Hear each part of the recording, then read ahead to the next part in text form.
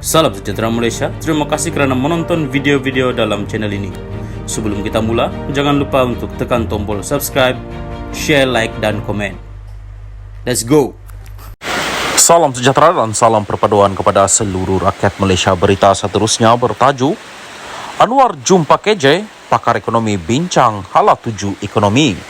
Berita penuh, Perdana Menteri Anwar Ibrahim mengadakan perjumpaan dengan bekas Menteri Kesihatan Khairi Jamaluddin, ahli ekonomi serta pakar industri petang tadi untuk membincangkan hala tuju ekonomi negara. Tidak dapat dipastikan peranan yang dimainkan Khairi dalam pertemuan itu. Khairi dipecat oleh UMNO pada akhir Januari yang dilihat sebagai langkah menyingkirkan pengkritik Presiden Parti Ahmad Zahid Hamidi.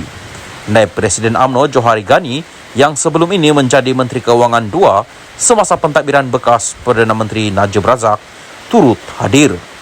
Dalam hantaran di Instagram, Anwar berkata pertemuan itu adalah sebahagian daripada usaha berterusan kerajaan untuk mencari idea dan pandangan daripada semua lapisan masyarakat mengenai ekonomi negara.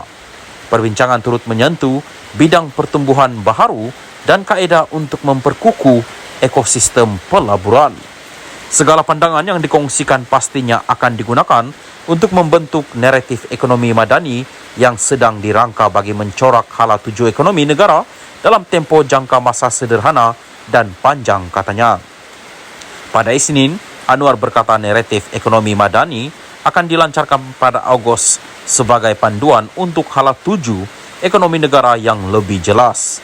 Individu lain yang menghadiri mesyuarat itu ialah pengurusi Institut Penyelidikan Ekonomi Malaysia MIER Muhammad Effendi Norwawawi, pakar ekonomi Dr. Nung Sari Ahmad Radhi, pengarah Institut Pembangunan dan Kemajuan Inklusif Malaysia Universiti Kebangsaan Malaysia Nur Azlan Ghazali, Ketua Setiausaha Khazanah Johan Mohamud Meriken dan Ketua Setiausaha Kementerian Ekonomi Nur Azmi Diron. Anwar menambah, pakar ekonomi yang hadir pada mesyuarat hari ini bersetuju bahawa kerajaan mempunyai masa yang terhad untuk mengatasi cabaran yang membelenggu ekonomi negara bagi mengembalikan Malaysia ke landasan yang betul. Saya faham, sebarang reformasi atau pembaharuan memerlukan disiplin dan kesabaran.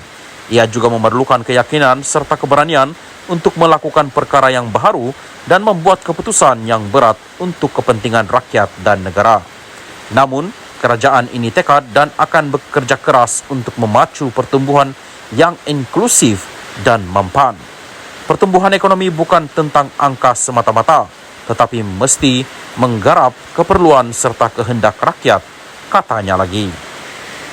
Salam sejahtera dan salam perpaduan kepada seluruh rakyat Malaysia. Berita panas malam ini bertajuk Dakwaan aset UMNO RM100 bilion hilang. Tun M, dua bekas menteri digesa beri penjelasan.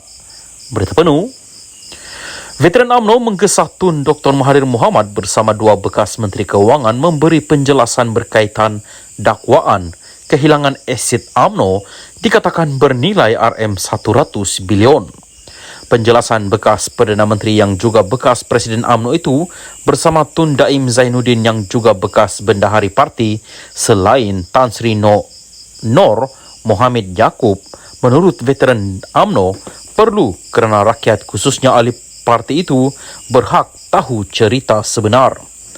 Menerusi satu kenyataan, Setiausaha Agong Veteran UMNO Datuk Mustafa Yaakob berkata dakwaan itu adalah sesuatu yang serius dan melibatkan dana besar serta membabitkan kepentingan awam. Saya kira orang ramai, khususnya ahli UMNO, perlu diberi penjelasan oleh tiga bekas pemimpin ini.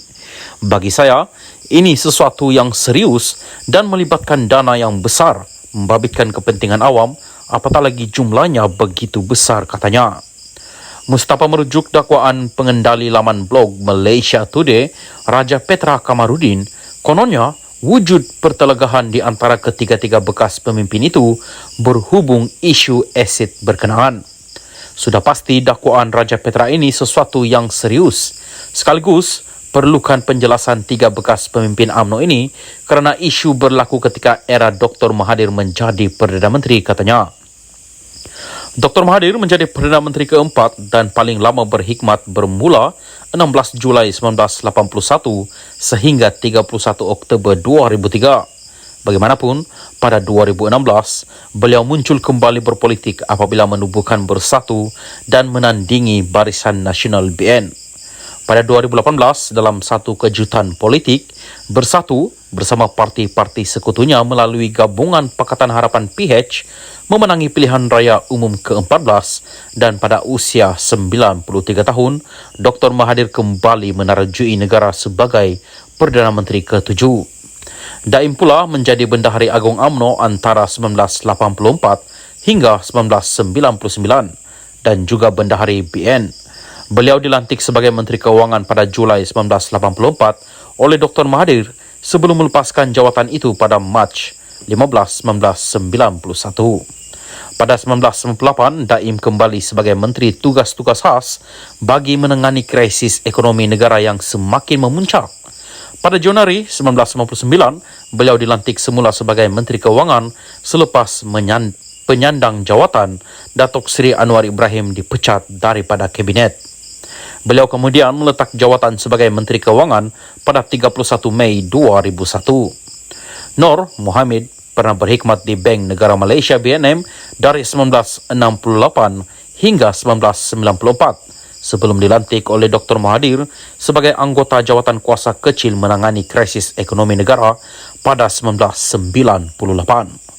Pada Mei 15, 2000, beliau dilantik sebagai penasihat khas ekonomi kepada Perdana Menteri dan 2 tahun kemudian dilantik sebagai pengarah Khazanah Nasional sebelum menjadi senator dan dilantik menjadi Menteri Keuangan 2 dari 2004 hingga 9 April 2009. Nur Mohammed bertanding pilihan raya umum 2008 atas tiket Barisan Nasional BN dan menang di kerusi Parlimen Tasik Glugo.